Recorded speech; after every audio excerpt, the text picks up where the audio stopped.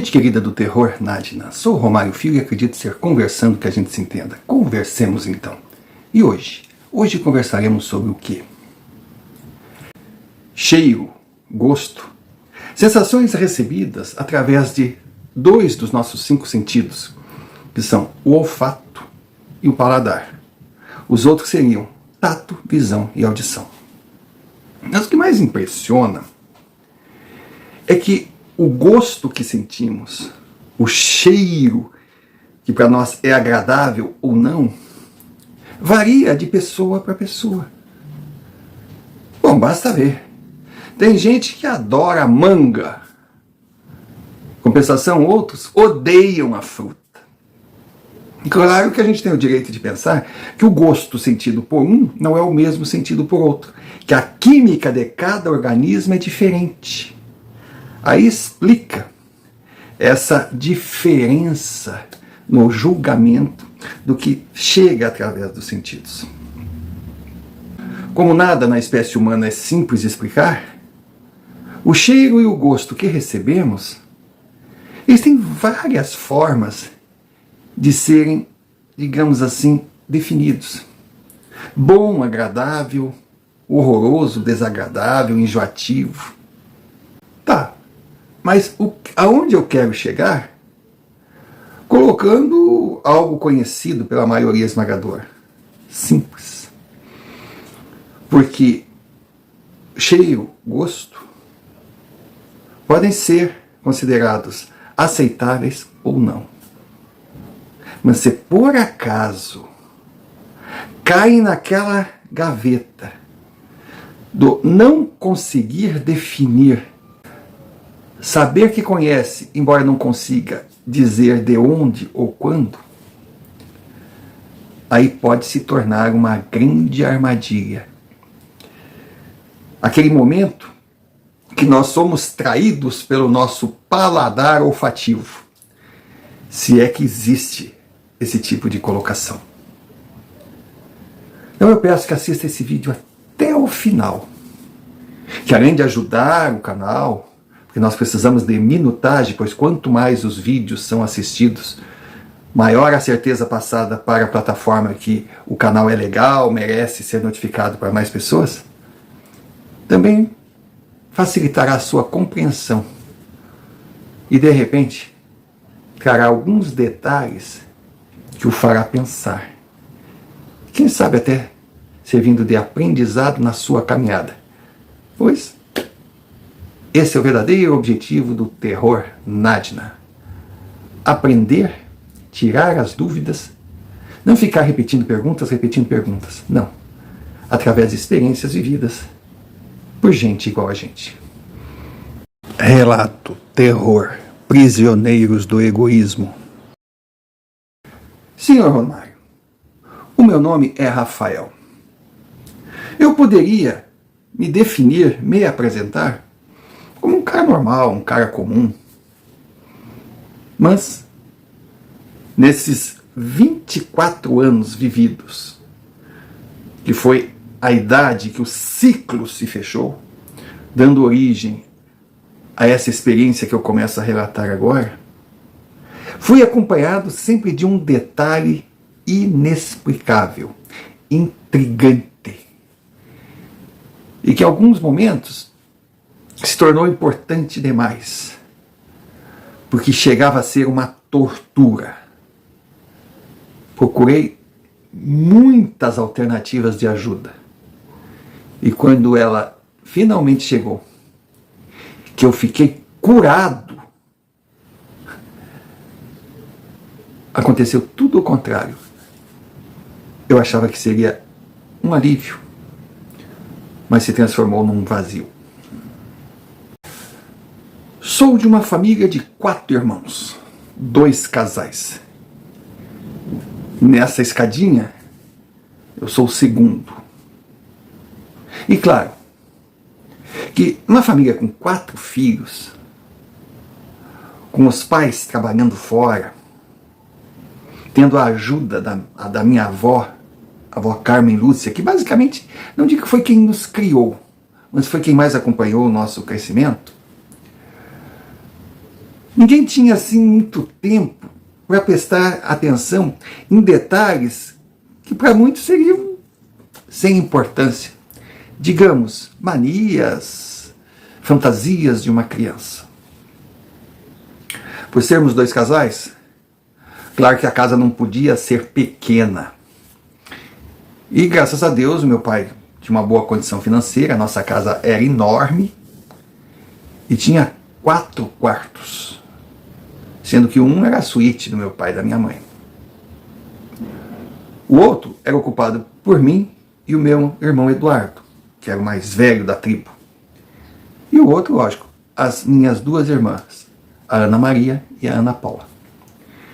E a avó Kika, que de uma hóspede se tornou moradora, para a felicidade do meu pai e da minha mãe, ocupava o 4 quarto. Era uma vida tranquila. Meu irmão era um cara despojado, sempre, desde moleque. Ele era o que mais fazia, mais aprontava, hiperativo. Era o campeão de taco na rua. Talvez os mais jovens não saibam o que é taco. É aquele joguinho, tipo cricket, né? Que ou então pode ser chamado beisebol de pobre, que bota 2 casinhas, uma latinha, faz um círculo na frente, aí fica um adversário aqui, outro adversário ali, e a regra do jogo é muito simples. Você tem que manter o seu taco na frente do alvo, mas dentro daquele círculo. O adversário vai arremessar a bola tentando atingir o alvo. Ou seja, você e o seu parceiro ficam de um lado e os 2 adversários do outro. Quando a bola vem, se você errar ou o adversário tiver sucesso e derrubar sua casinha, lascou. Mas, se você conseguir dar a tacada e jogar a bola longe, aí você tem que correr até o círculo do adversário e voltar. 1 ponto, vai, 2 pontos. Vai. Ou seja, quanto melhor o arremesso, a distância que a bola for, mais pontos faz. Assim explicando, talvez não tenha graça, mas se você não teve infância de rua, vá jogar taco. É muito divertido. Então, meu irmão era o campeão. A minha irmã, Ana Maria, era a sensação na queimada. Que é outro jogo que você tem que jogar a bola assim e queimar o adversário e não poder pegar. Minha 4ª irmã, que a gente chamava mais de Aninha, a Aninha era uma corredora assim que impressionava. Era aquela pequenininha, rápida, nos 100 metros era imbatível. Enfim, todos os meus irmãos eram bons em alguma coisa. E eu, muito prazer, era eu. Eu não me destacava em nada. Eu era introvertido. Eu era fechado. Poxa, o Mano era convidado para aniversário, era convidado para festa, era convidado para ir em jogo de futebol na capital. As minhas 2 irmãs, além de serem populares, devido a se destacarem em esportes que tinham assim um ibope alto na escola, eram muito bonitas. E eu não era feio, não. Mas as pessoas não me procuravam. Também não era alvo de bullying, não. É que não tinha química minha com as outras pessoas. E eu não fazia questão. Eu gostava de ficar fechado no meu mundo. E nesse mundo, eu era acompanhado por um cheiro. Parece loucura, né? Bom, durante muito tempo eu achei que era. E era um cheiro que eu não conseguia identificar. Também não entendia o porquê de eu sentir. Era algo que não dava para traduzir, não tinha. Era uma mistura. Cheiro de flor, embora eu não conhecesse aquele cheiro, dava para concluir que era de flor. Um cheiro de terra molhada, esse eu conhecia. E um terceiro cheiro que se misturava. E não era ruim, mas era uma coisa diferente, não era enjoativa, era... Aí eu perguntava para todo mundo. Às vezes a gente tá almoçando na mesa ali, aquela coisa toda. Imagina uma família de 7, 4 crianças, com diferença de poucos anos entre um e o outro, aquela conversaiada. Meu pai ficava feliz quando ele podia estar em casa e ver a mesa cheia, com a minha mãe, com a minha avó, com nós 4, era a felicidade dele. De vez em quando ele trazia até amigos, que a casa era grande, a mesa da sala era gigantesca, ele gostava de ver a mesa cheia. Aí eu perguntava. Bom, primeiro, quando servia a comida, eu fazia assim, ó. Virou uma mania. Minha avó me chamava a atenção, minha mãe perguntava o que era isso. Mas era a forma que eu tinha de tentar descobrir se o cheiro vinha daquela comida. Pense na situação. Era horrível. Porque eu pensava, a princípio, que todo mundo sentia aquele cheiro, então seria normal. Depois eu descobri que não. Não. Era só eu.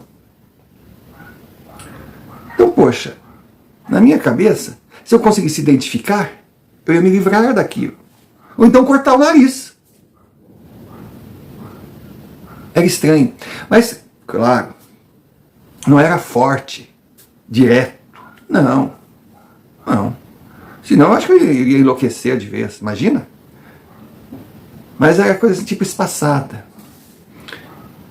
De repente eu estava na escola, na sala de aula, vinha aquele cheiro, mas mais assim, suave. Outro momento, sei lá, eu estava jogando bola, aí vinha aquele cheiro assim, mas mais pesado. E quando vinha com uma duração, sei lá, de 20 minutos, 30 minutos, mas depois passava. Mas me deixava nervoso. Fora a fase que eu ficava assim, ó. Será que sou eu? Meu Deus, será que eu sou ferido? Aí chegava em casa e ia tomar banho, tomava banho. Em determinados momentos parava. Poxa, será que veio de mim? Mas depois que eu percebi que não. Que mesmo que eu não tomasse aquele banho, o cheiro iria parar. E aos pouquinhos eu fui crescendo. E quando eu fui crescendo, a coisa piorou. Porque a partir dos 12 anos, 11 anos por ali, eu comecei a ver a imagem de uma mulher. Nossa, uma moça. Uma moça linda, linda. Eu ficava encantado. Bom, claro, a primeira vez eu levei um susto. Imagina, eu deitado no meu quarto, meu irmão dormindo, eu viro daquela moça olhando para mim. Cabelos longos, eu era morena, tinha um olho preto, uma pele clara. Meu Deus, aquele cabelo bem preto. E ela usava um vestido assim, que era de um azul que eu não conseguia identificar. E ela me olhava. Ela sorria. Então era uma sensação estranha, porque eu não tinha medo. Ela se mostrava carinhosa comigo, mas ao mesmo tempo me dava uma agonia, parecia que ela estava sugando algo de mim. E tinha também a certeza que ela não deveria estar ali, que na verdade ela só estava para mim. Porque o primeiro encontro foi terrível. Eu vi aquela coisa iluminada no meu quarto. Imagina. Eu botei a coberta na cabeça, comecei a chamar meu irmão. Ele, o que é, doido? Olha ela aí, quem é ela, cara? Aí chama a mãe, chama o pai, chama a mãe, chama o pai. Nossa, ele já levantou revoltado, chama a avó. Ele diz, ai gente, pelo amor de Deus, vai lá ver o que aquele doido quer, eu quero dormir. Aí quando eles vieram, eu sentei na cama, eu chorava, ela tá aqui. Mas ela quem? Sabe, mas a presença, a chegada dela não foi aquela coisa que o pessoal fala, que arrepiou tudo, que mexeu tudo, que a cortina tremeu, que deu a paralisia do sono. Não, foi uma coisa suave. Mas a primeira vez, novidade, me assustou. Depois eu comecei a me acalmar. Ela também não vinha todos os dias, mas... E sempre daquele jeitinho. Ela olhava para mim e sorria. Eu tentava, algumas vezes eu tentei puxar conversa com ela quando meu irmão não estava presente, porque se eu faço isso com meu irmão presente, ele me bota uma camisa de força. Mas ela não respondia, ela só sorria. Mas eu me sentia identificado com ela. Eu sentia algo bom por ela, algo grande. Que lógico, aos 12 anos, não consegui identificar. O tempo passa e estou eu com as minhas visões e os meus cheiros e minhas visões. Minha mãe até me levou em alguns locais para ver se conseguia descobrir o que era. O médico, acho que o médico fala aquelas coisas que a ciência, né, explica, criou vários transtornos, entendeu? Outros diziam que é coisa do crescimento. Ah, mas como é que o meu irmão não sente? Mas cada um cresce de alguma maneira. Aí nós fomos aí em alguns centros que falavam totalmente conceitos diferentes, nada ligados ao físico, mais ao espiritual, mas nada que me trouxesse assim uma certeza que é isso. A impressão que eu tinha é que ninguém iria me dizer que eu tinha que descobrir. Pois bem, senhor Romário, eu cheguei aos 17 anos e já estava namorando há 1 ano a Simone, aquela primeira namoradinha. Claro, a intimidade vai crescendo, as brincadeiras vão acontecendo. Quem já foi adolescente sabe do que eu estou fazendo, falando, aquilo que a gente faz quando pai e mãe saem, sabe aquela coisa? E de repente aconteceu. Foi a primeira vez de nós dois. Foi nervoso, foi atrapalhado, mas foi suave, teve carinho. E aí, depois de tudo, eu fiquei de barriga para cima, ela deitou no meu ombro, eu abracei. E, senhor Romário, ali eu senti, presente, palpável, na vida real, aquele cheiro que me acompanhava e eu não sabia identificar. Cheiro de amor, cheiro de sexo, cheiro de vida, cheiro da união de 2 corpos. Meu Deus, aquele cheiro era lindo. Até no período que eu achava que ele fosse diferente, ele não me agredia. Então eu já tinha ali 2 cheiros conhecidos. Faltava flor. Mas que flor era aquela? Quando eu cheguei aos 18 anos, eu comecei a escutar o choro de uma criança. Sabe aquele choro de criança quando está no quarto, quando quer mamar, quando está sozinha, quando está assustada?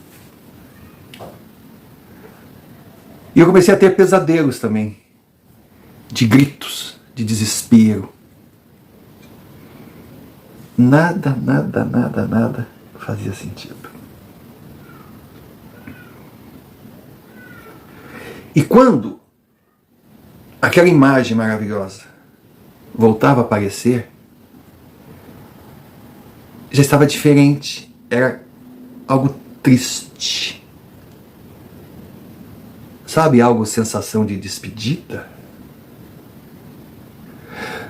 Imagine um rapaz de 18 anos convivendo com aquilo que eu já sabia, que eram universos paralelos, não era loucura minha, não foi invenção minha.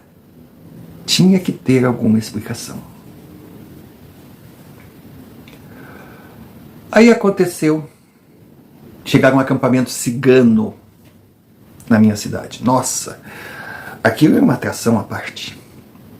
A gente achava lindo, né? Aqueles carrões, aquela estrutura, aquelas barracas. E eu fui, como todo mundo na cidade, conhecer o acampamento. Fui muito bem recebido, Eles eram muito simpáticos. E nisso eu vi uma senhora. Sabe aquela cigana que a gente não consegue dizer quantos anos tem, mas que com certeza não eram poucos?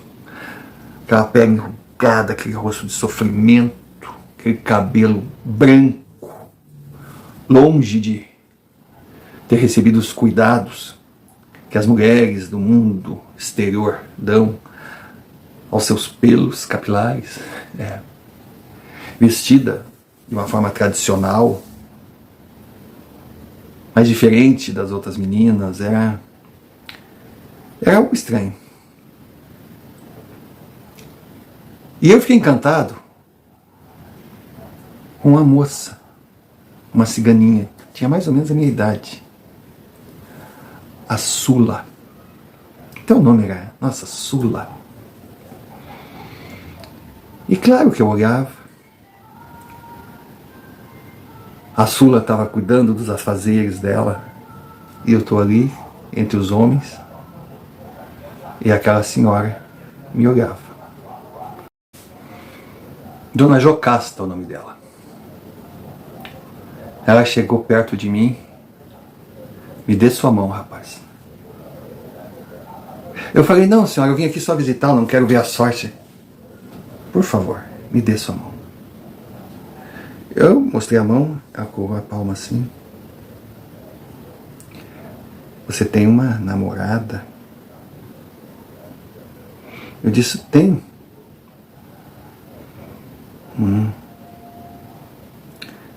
Ela tem um nome masculino?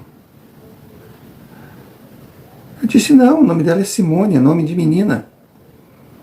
Ah, é masculino, em alguns países é masculino. Nós já andamos por muitos países. Vocês se gostam, né? Eu disse sim, ela é boa moça. Inclusive já consumaram o amor de vocês. Aí eu fiquei meio nervoso, digo, poxa, essa mulher vai entrar na minha intimidade agora? Eu falei, mas como assim? Onde é que a senhora quer chegar? Não se assuste, rapaz. Eu sei que na sociedade de vocês, isso não tem tanta importância como a nossa. Você entendeu? Eu disse, não. A sua vida com a sua Simone é problema seu. Mas a Sula, ela vive de acordo com as nossas regras. Não faça nada para prejudicá-la. Ela é uma boa moça. Eu disse, não, mas eu nem jamais pensei nisso. Pensou, e é engraçado, ela passando a mão na minha mão. É engraçado de o senhor agir dessa forma, porque não era assim em outras vidas. Olha, eu não entendi nada, mas fiquei... Como é que é? Mas tudo bem. É uma questão sua. Mas não faça a menina Sula sofrer. Porque esse interesse que o senhor está mostrando por ela é instinto animal. Mas ela está vendo crescer dentro do que ela tem de mais sagrado um sentimento pelo senhor. E é lindo demais para ser desrespeitado. Ela virou as costas, não me deu mais a mínima, e eu fiquei sem saber o que fazer. Foi horrível, eu fiquei envergonhado, preocupado e curioso com as palavras dela. Tanto que saí do acampamento, jurando para não mais voltar, deixar a Sula em paz. E foi o que eu fiz. Os ciganos ficaram pouco tempo na minha cidade e partiram prometendo voltar. Até mesmo não descartava a hipótese de muitos deixarem a tribo, deixarem a vida nômade para fixar residência. Porque não sei por que cargas d'água, eu não entendo nada da vida deles, estava acontecendo em grande número. De membros de tribos abandonando para morar em residência fixa em determinadas cidades, cidades que eles escolhiam, sei lá qual era o critério. E eles partiram. Partiram. E eu pedi Simone em casamento. Foi uma festa muito bonita. Nós tínhamos a nossa casinha para começar a nossa vida. Tudo indo muito bem. Só que eu continuava com aquela coisa de cheiros, com aquela mulher aparecendo, um choro de criança. A coisa ia crescendo. E as palavras da Jocasta também serviram para, sabe, fazer crescer mais e mais aquele redemoinho de informações que eu não conseguia chegar a lugar nenhum. Eu fui meio que, sabe, feliz no meu casamento, mas não realizado. Eu achava que eu ia sentir aquela empolgação vinda de dentro para fora, mas não sentia. A Simone era muito legal, mas não era aquela explosão. Uma explosão que eu imaginava conhecer, mas Simone tinha sido minha única mulher. A coisa começou a virar um balaio de gato, eu me transformei. E por culpa minha, o meu casamento foi por água abaixo. Aí lá estava eu, morando sozinho, uma casa pequena. E aquilo que eu achava que seria uma solução, porque eu não estava feliz com Simone e não conseguia fazê-la feliz. E que ela queria um filho, mas eu não queria um filho porque eu não tinha certeza se íamos ficar juntos, botar uma criança sem pai. Então ela que conhecesse um cara legal, que montasse família. Eu sei que para ela foi um drama muito grande a separação, mas para mim também foi porque eu terminei. Eu achava que ao terminar teria solucionado os meus problemas, mas eu só arrumei mais. Veio solidão, veio falta, veio da presença dela dentro da minha casa, veio da presença dela na minha cama. E até mesmo, pasme, sentia falta daquele cheiro, o cheiro do nosso quarto. Era algo enlouquecedor. Logo em seguida, minha avó faleceu, foi um baque para todos nós. Foi um ano terrível. Eu não conseguia mais trabalhar, sabe? Eu era uma pessoa que estava esquisita e claro que patrão não tem nada a ver com isso, eu perdi o meu emprego.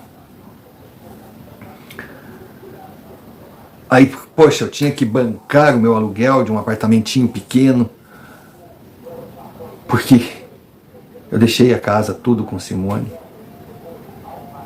Foi uma fase horrorosa.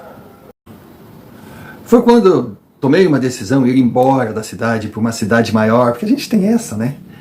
A gente tem tantos problemas dentro da gente que acha que a solução está em outra cidade. Na verdade, a solução, se existe, está dentro da gente. Não adianta fugir. Mas algo me dizia que eu tinha que sair.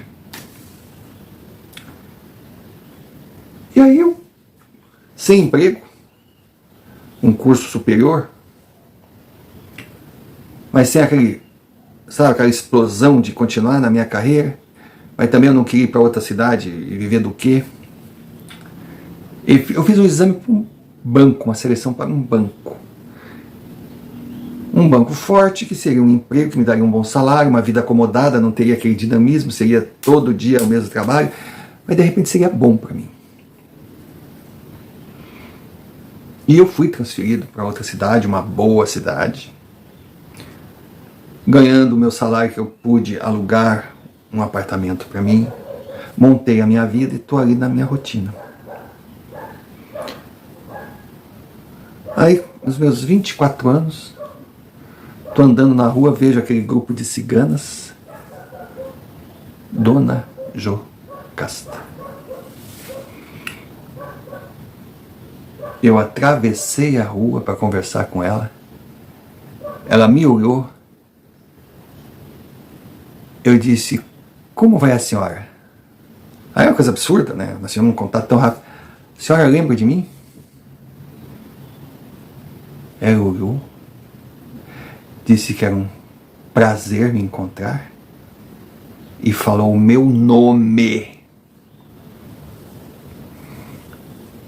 Eu pensei, mas que memória maravilhosa. Mas ao invés de eu elogiar, eu disse, poxa, coincidência a gente se encontrar por aqui. Ela disse, não existe coincidência.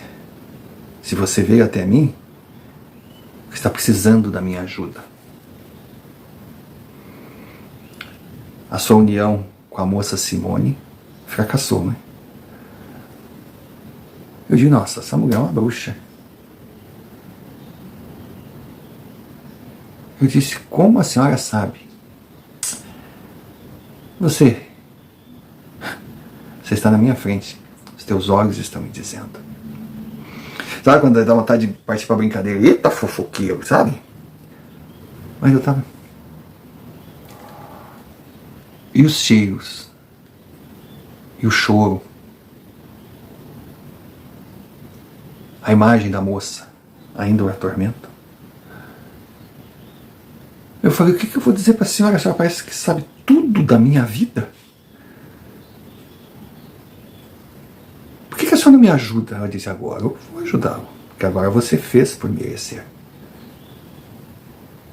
Eu falei, Dona Jocasta, por favor, vá direto ao assunto. É muito importante para mim. Ela disse, não. Quando eu o conheci, você mostrava não ser uma pessoa confiável, pois estava brincando com os sentimentos de uma moça. Hoje Sula está casada com um membro da nossa comunidade, está muito feliz, tem um filho lindo. Ela merecia se livrar daquilo que sentia por você, sem nenhuma esperança de futuro, e algo que aconteceu assim numa fração de segundos acontece.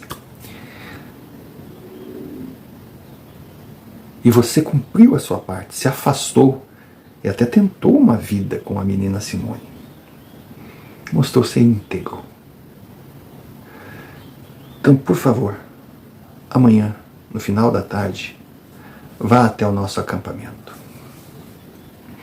Eu perguntei, mas onde vocês estão acampados? Por favor, rapaz, não me decepcione. Pergunte a qualquer um na rua. Acampamento de cigano não passa despercebido. Pois é, não passa mesmo. Eu esperei a hora marcada, mas eu contava nos dedos. Eu nem dormi à noite.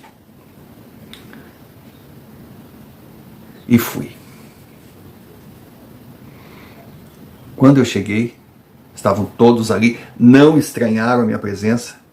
De alguma forma eles sabiam que eu ia, a Dona Jocasta deve ter avisado. Eu perguntei onde eu encontro a Dona Jocasta, apontaram. Eu fui até uma tenda. E quando eu entrei, uma tenda muito bonita, muito bem cuidada. O contrário que as pessoas pensam, que cigano não tem higiene. Não, claro que tem. Eles, através de séculos de vida nômade, eles aprenderam a viver sem o conforto que nós temos na nossa casa, mas construir o seu próprio tipo de conforto. E quando eu entrei naquela tenda, eu senti o terceiro cheiro. Aí ela estava sentada, na frente dela tinha... não dá para explicar o que era. Era estranho, mas tinha algo a ver com alguma doutrina, não sei. Aí eu perguntei, tudo bem com a senhora? Ela disse, gostou do cheiro? Não me pareceu familiar? Não tinha como mentir para ela. Eu digo, Claro que sim. Que cheiro é esse? É jasmim. Fechou. Jasmim, terra molhada e o cheiro do amor. Era a combinação que me acompanhou por uma vida. Descobrir, sabe, saciou minha curiosidade, mas não resolveu absolutamente nada. Aí eu fiquei na cara de não saber o que fazer, que eu não sabia mesmo.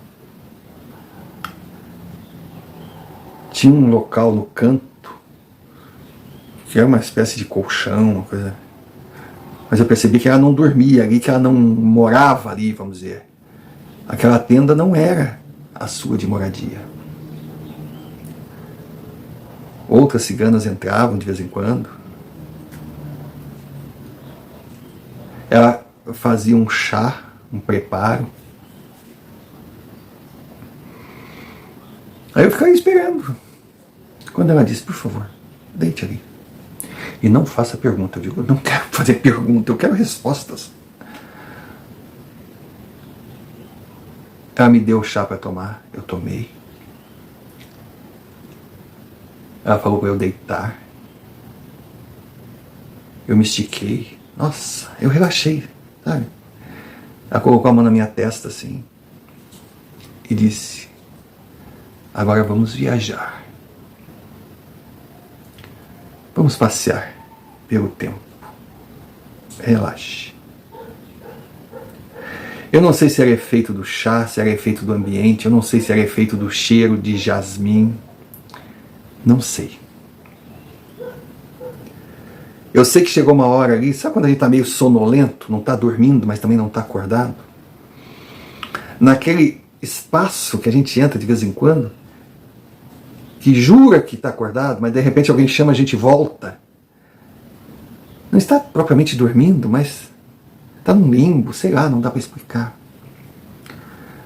E aí eu fui. Seu Omar, de repente, eu me vi numa espécie de vila. As casas de pedra, muito bonitas. A vila era pequena. Era uma serra. Era um local frio. Era um local que eu não via automóvel, não via nada assim. Eu não sei precisar que século era aquilo, que lugar era aquele. Os moradores falavam um idioma que eu não conhecia, mas entendia o que eles diziam.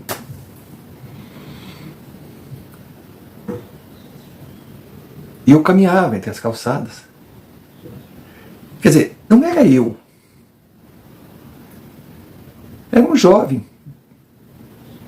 Que algo me dizia que ele tinha a minha idade, 24 anos. Mas embora não tivesse a minha aparência, parecia que eu sentia, nossa, nós somos a mesma pessoa. Foi quando eu vi chegar uma carroça, uma família. E nessa carroça tinha uma moça linda. Mas eu falei, meu Deus, é ela. É ela. Eu ali vendo aquela cena, eu estava tão encantado como aquele jovem que não era eu, mas que parecia ser eu, sabe? Essa confusão. E ela sorriu. Aquele jovem ficou com cara de bobo olhando para ela e eu fiquei com cara de besta olhando para os dois. A carroça passou. A carroça passou, mas aquele rapaz largou tudo. E foi meio que seguindo. Não, aquela menina não podia estar só, ser viajante, estar passando ali, indo embora. Não. Nisso outras carroças chegaram. Era um grupo de ciganos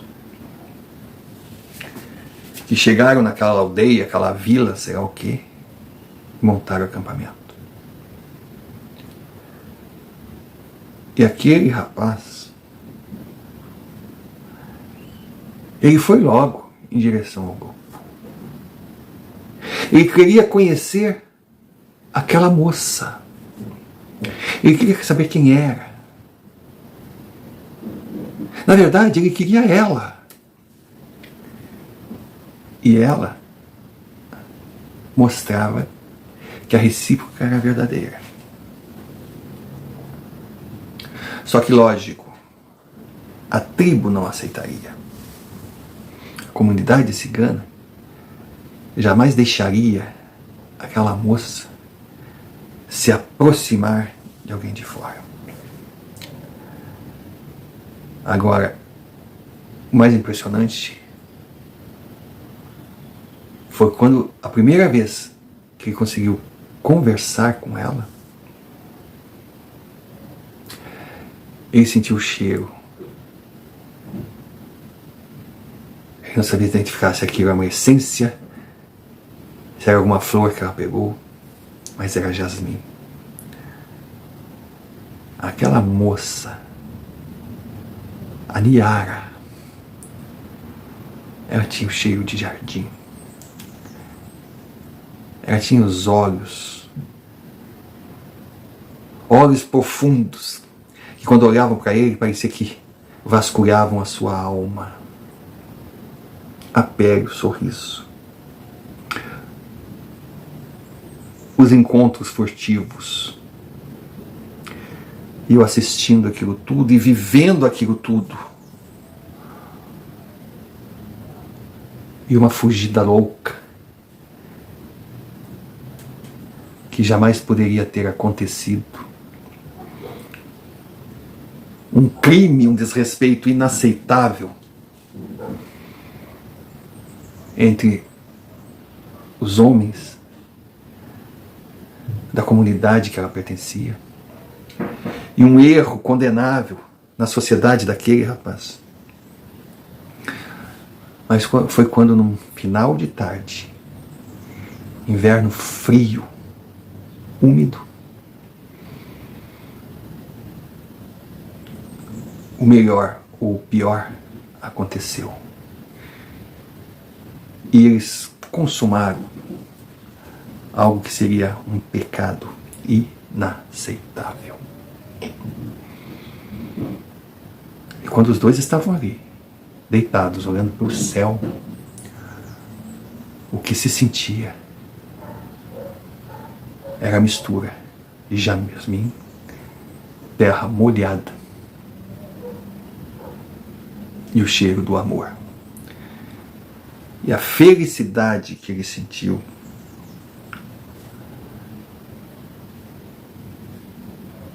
eu sabia exatamente, cada segundo.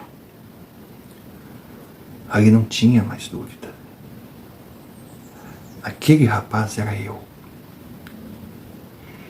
E Niara era a mulher da minha vida. Eu vi o drama dos dois, enfrentando a tudo e a todos para fazer valer a sua união, o sentimento dos dois. E eles acabaram fugindo para evitar punição dos dois mundos diferentes. E tudo isso eu acompanhava, mas em flashes. Eu estava com eles a cada minuto. A viagem cansativa em carroça, com pouca comida, o frio que passaram, as dificuldades, até chegarem numa fazenda e ele conseguir trabalho longe, muito longe. Ganharam uma casinha e Niara descobriu que estava grávida. Todo o sacrifício, todo o sofrimento tinha valido a pena. Eles estavam juntos, eles eram uma família e teriam o nascimento do seu primeiro filho. Teriam, só que não tiveram. O menino nasceu de um parto complicado. Mas Niara não viveu para dar de mamar para o seu filho, para tê-lo nos braços. A dor que aquele rapaz sentiu doía em mim, doía em mim. Era um desespero muito grande. Quando ele soube da notícia, quando ele teve que enterrar a sua Niara, e quando ele tinha um filho para cuidar, sem a presença da mãe, sem amigos, sem nada, ele era sozinho. E quantas vezes ele não conseguia dormir à noite, depois de um dia cansativo de trabalho, depois de um desespero terrível com o choro da criança. Ele seguiu vivendo. Mas a cada minuto da sua vida ele repetia: por que aconteceu? Por que você foi embora, Niara? Volta para mim, volta para nós. Nós precisamos de você. Volta, Niara, volta. Não vá, não vá. Aí, repetindo aquelas palavras assim, eu meio que despertei. E Dona Jocasta estava sentada no canto dela, só me observando. Aí eu acordei todo assustado, perguntei o que estava acontecendo. Ela só disse: você voltou de viagem. E acredito que tenha respostas agora.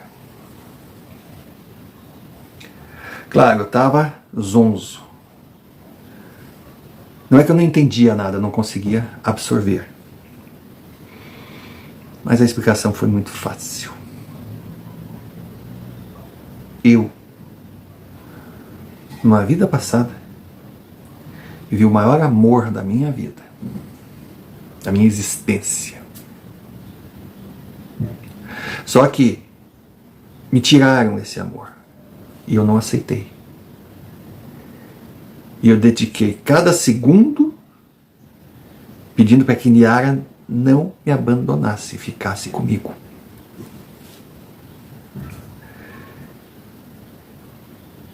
E ela cumpriu. Eu aprendi aqui. Eu aprendi do meu lado. Não sei exatamente qual foi o futuro, meu futuro, mas com certeza eu devo ter morrido. Morrido para aquela vida.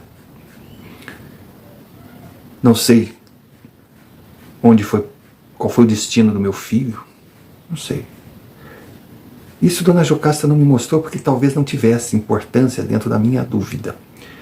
E de repente ela não queria jogar para mim alguns erros cometidos que só serviria para fazer crescer a minha culpa, ou algo parecido.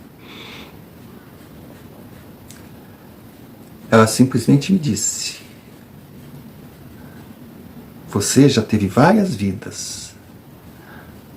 Você teve o direito garantido de seguir o ciclo natural, mas tirou o direito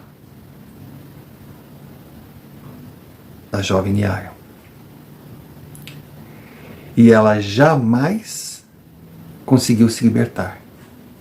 Ela está presa a você. E depende de você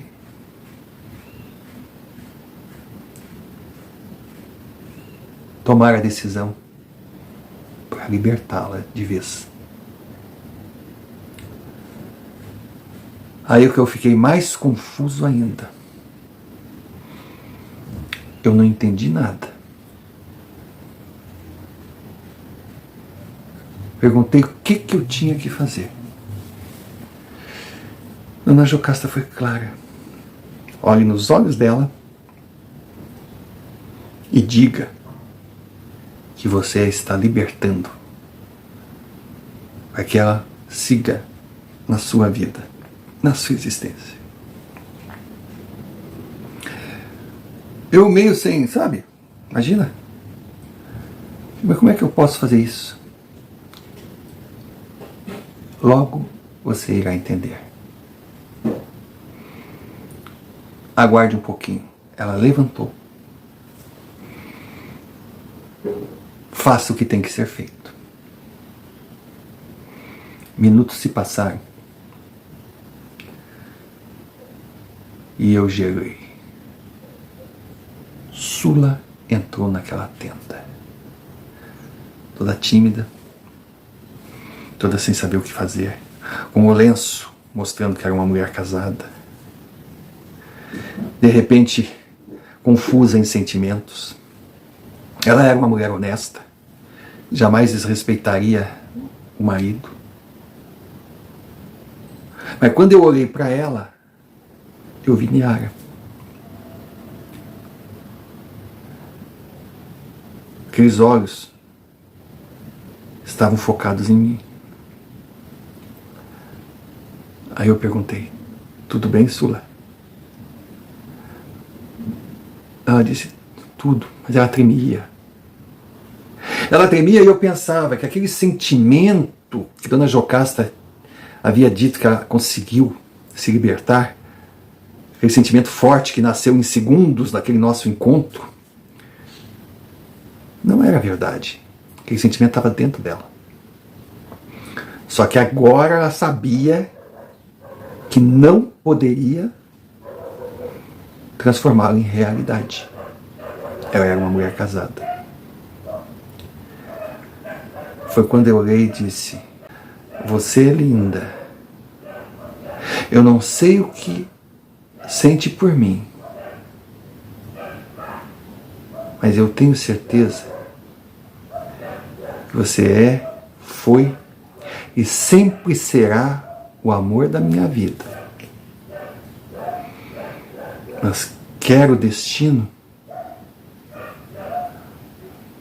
que esse amor não se concretize.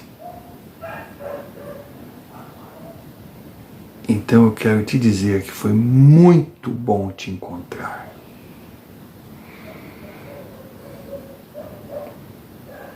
Te desejar toda a sorte do mundo. E dizer que para o nosso bem eu estou me libertando desse sentimento, o que não significa esquecê-lo, mas aprender a conviver com ele dentro das limitações impostas pela natureza. E espero que você faça o mesmo e seja feliz. Ela me olhou de uma forma que eu sentia que ela, de alguma forma, estava aliviada. Ela deu um sorriso.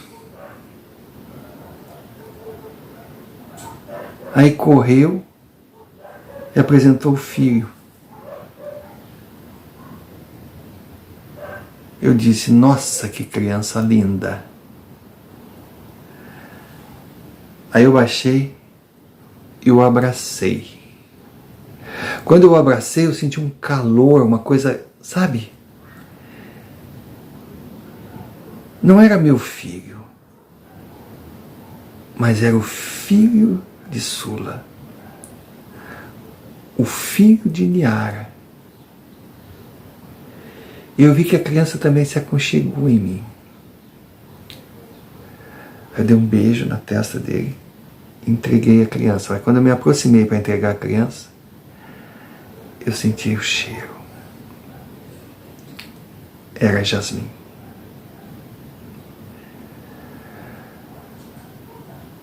Naquele momento, eu me vi livre, sem saber exatamente o que. Dei tchau para ela. Quando fui saindo da tenda, aí estava a Dona Jocasta.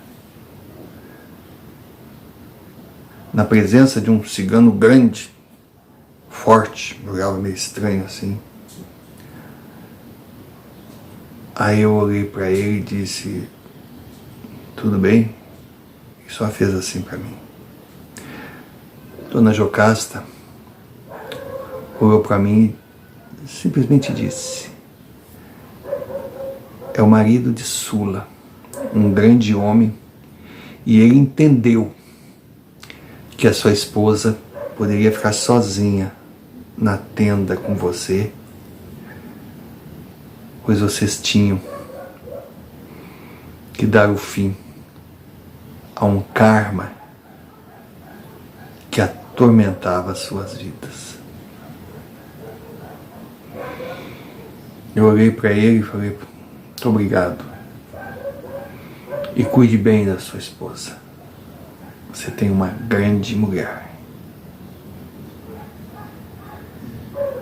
Eu percebi que ele não... aquele primeiro impacto, aquela coisa assim de me olhar, assim, deu uma relaxada. Ele só movimentou a cabeça assim. Saiu, foi em direção à tenda. E eu olhei para Dona Jocasta. E agora? O que acontece? Ela simples. Amanhã os ciganos irão embora, seguirão sua jornada, e você fará o mesmo. Tenha certeza que o seu futuro lhe reserva boas surpresas, que você provou ser um homem digno de confiança.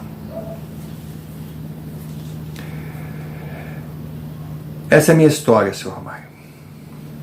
Se as pessoas vão acreditar ou não, indiferente. Eu sei que depois daquele dia eu continuei sentindo cheiros, mas cheiro de vida, cheiro de energia, cheiro de liberdade, cheiro de poder apostar no meu futuro. Não demorou muito.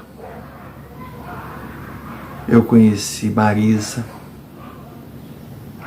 Não foi aquela explosão, não foi aquele amor, não foi aquela paixão, mas foi um sentimento forte, um carinho recíproco. E com ela eu construí a minha vida. E agora, aos 58 anos, eu tive coragem de contar a minha história. Não por nada, apenas para torná-la pública. Para que, se o senhor resolver publicá-la, outras pessoas possam entender que existem